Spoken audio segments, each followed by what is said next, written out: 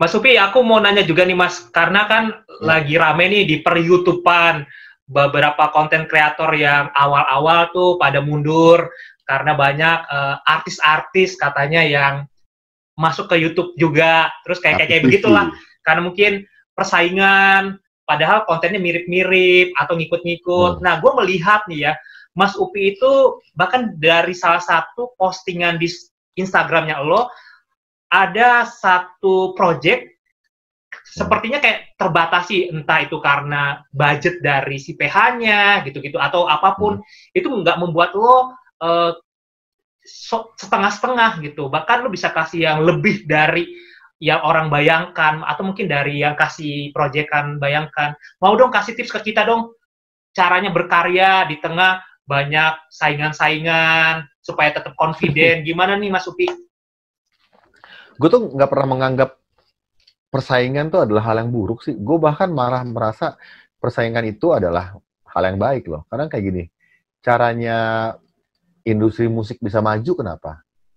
Kalau banyak band atau artis, bener nggak? Kalau artis di dunia cuma Noah doang gitu ya, nggak ada industri musik gitu. Jadi hidup, bisa menghidupi semua orang, termasuk tidak hanya anak bandnya, tidak hanya artisnya, segala macam. Ya karena industrinya hidup, karena dihidupkan oleh banyak sekali penyanyi atau band gitu loh. Artinya kan makin banyak saingan, logikanya kita bisa melihat dari sisi yang lain. Industrinya makin hidup, video klip misalnya. Makin banyak klip maker, gue malah seneng. Artinya apa? Kita berlomba-lomba membuat satu hal yang bagus. Akhirnya apa? Karya-karya saling bersaing, hasilnya bagus. Ujung-ujungnya apa? Harga jual juga naik, kan bagus. Ya nggak? Iya dong. Maksud gue, semua, ya gitu loh. Gue tuh adalah orang yang tidak pernah, gue tuh orang yang selalu menyikapi perubahan sebagai kayak apa ya? Gue tuh bersemangat sama perubahan. Sangat tidak bisa dipungkiri. Kalau misalnya contoh nih, orang-orang yang sudah nyaman di YouTube pada zamannya, tiba-tiba sekarang muncullah artis TV masuk, mungkin mengambil follower mereka gitu ya, subscriber mereka, mendapatkan perhatian lebih banyak, sedangkan ya lo ngacak-ngacak tempat gue main, kan gitu kan. Iya. Lu TV aja lo. Tapi maksud gue, kita nggak bisa pungkiri itu gitu. Betul. Kayak gue misalnya, tahu sekarang kamera udah murah, udah banyak, udah bagus-bagus, banyak anak-anak baru nggak ngerti apa-apa, ngaku, gue adalah clipper, gue mau bersaing sama Upi Guava. Ya nggak apa-apa gitu. Gue sih malah seneng. Gue nggak tahu ya, ada orang yang mungkin merasa, wah ntar nih banting harga, nurunin pasar, ya nggak apa-apa. Lu mau banting harga pun, ya udah, itu berarti harga lu, harga gue segini gitu, ngerti nggak lo? Nggak, ya gini deh, logikanya gini loh, lu punya duit 8 juta, lu beli Mio, ya nggak? Kalau lu punya uang 16 juta, lu beli 2 Mio, enggak, lu beli Vespa, ya dong? Ya, betul. Iya dong, nggak bakal lu beli, maksud gue, lu beli Vespa mahal ya nggak apa-apa, emang lu mau beli Vespa, emang harganya segitu gitu. Nggak membuat Vespa jadi bangkrut gara-gara Mio dong, enggak dong, gitu loh. Ya gue nggak bilang gue mahal ya, tapi maksud gue, untuk orang-orang yang merasa disaingi oleh orang lain, buat gue rezeki udah masing-masing ya. Betul. Ya sih. Sama ya tugas kita kan bikin sesuatu gitu ya, bekerja lah gitu. Maksudnya bekerja dengan sungguh-sungguh. Kalau terlalu sibuk memperhatikan peta perpolitikan, peta persaingan, nggak mulai-mulai. Kalau gue sih mending tutup mata, gue kerja aja udah gitu. Mau orang bikin apa lebih bagus atau lebih jelek, ya udah gue nggak apa-apa gitu. Ini gue, ini hasilnya gue gitu. Orang juga punya ini masing-masing ya nggak sih? Betul.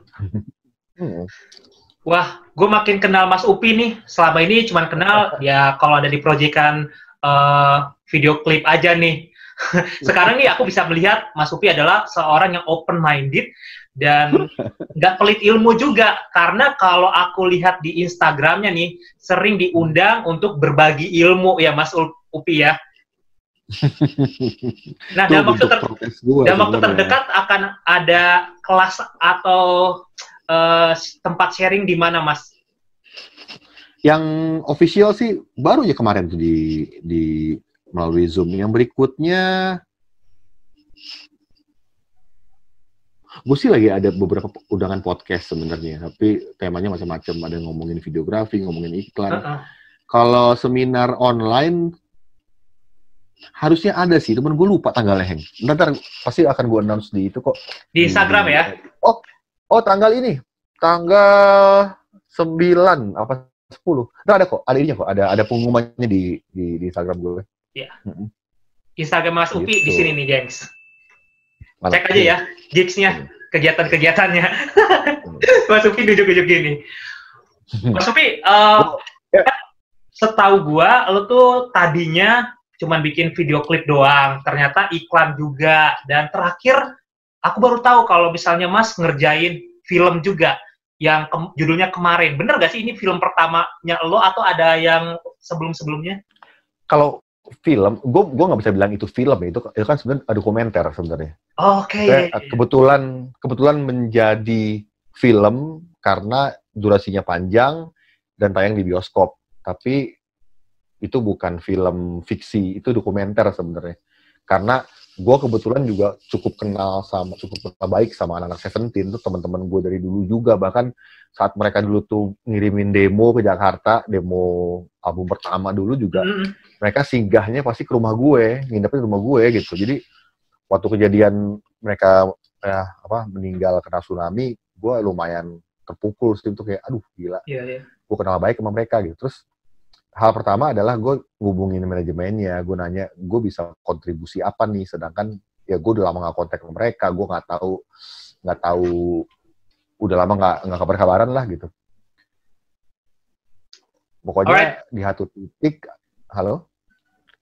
satu titik akhirnya mereka ngajak, yuk kita bikin dokumenternya yuk, soalnya ketemu beberapa footage video yang emang direkam di hari itu, di hari H gitu, yang emang belum pernah ke-publish, tuh ketemu video-video lama segala macem. Ya bilang yaudah yuk kita kerjain deh, kita bikinin dah, paling nggak ngabisin utangnya anak-anak. Soalnya mereka tuh sebelum meninggal, gue inget banget tuh cerita tuh, mereka tuh udah rencana mau bikin dokumenter perjalanan band mereka gitu. Jadi kayak yuk kita tuntasin yuk, biar jadi ya istilahnya kayak ininya mereka gitu loh, wish-nya mereka gitu. Akhirnya kita kerjain lama tuh, setahun lebih kita kerjain. Jadi diantara gue kerja, nyicil segala macam, akhirnya alhamdulillah udah jadi sih, tinggal nunggu bioskop buka, insya Allah tayang gitu. Siap, amin. Semoga nanti filmnya atau film dokumenternya bisa diterima sama penikmat fansnya Seventeen, atau ya emang yang nungguin udah lama karena COVID ini harus di hold dulu kan, Mas? Iya, karena nggak buka bioskopnya. Betul. Well, thank you Mas Upi Guava. Itu saja obrolan kita. Thank you banget ya. Thank you. Orang yang baik, open-minded. Aduh, sehat terus ya Mas Upi ya. Insya Allah sehat. Lu juga ya, Heng ya. Sama-sama Mas Upi. Sehat. Yo. Bye Mas Upi. Thank you Mas. Bye. Well gengs, itu tadi bincang-bincang Hengki sama Mas Upi Guava. Merinding gua ya. Pengalamannya untuk mengerjakan video klip, iklan, itu bukan waktu yang sebentar ya. Tapi orangnya nggak pelit ilmu. Kalau kalian cek di Instagramnya nih ya, banyak banget kegiatan-kegiatan berbagi ilmu ya, yang bisa kamu ikutin. Kedua, orangnya positif banget men. Tadi tentang persaingan, dia nggak terlalu khawatir, rezeki udah ada yang ngatur. Gue setuju sih. Maksudnya kalau misalnya orang-orang nggak mau tampil beda, ya udah kamu keluar aja. Maksudnya nyerah aja. Justru di tengah banyak saingan kita semakin kreatif, gengs. Gitu. Jadi buat kalian yang juga mungkin sama kayak Hengki pengen mulai jadi YouTuber pemula, jangan patah semangat ya, maju terus. Oke, thank you banget buat kalian udah nyimak. Thank you banget yang udah nonton dari awal sampai habis, nggak nge-skip. Thank you, gengs. Jangan lupa komen juga. Kalau misalnya kalian punya masukan, misalnya pengen wawancarain artis siapa, atau pengen punya ide konten Hengki yang bagaimana, boleh banget komen di bawah ya. Sampai ketemu di konten berikutnya. Adios.